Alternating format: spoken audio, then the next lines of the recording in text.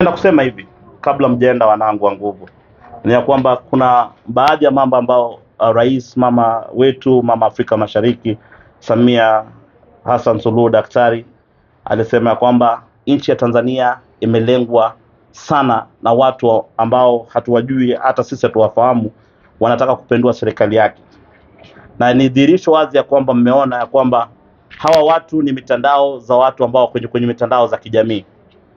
Lakini pia wanafaa wafahamu kitu moja, wale watu ambao wanataka kufuruga nchi ya serikali ya mama Samia Suluhu, hakuna serikali yote duniani imeshindwa na mwanabiashara kwa sababu ana hela anaweza kupindua serikali.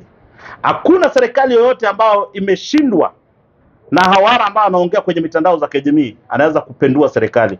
Hakuna serikali yoyote ambayo imewahi kupinduliwa na activist ama wanaharakati.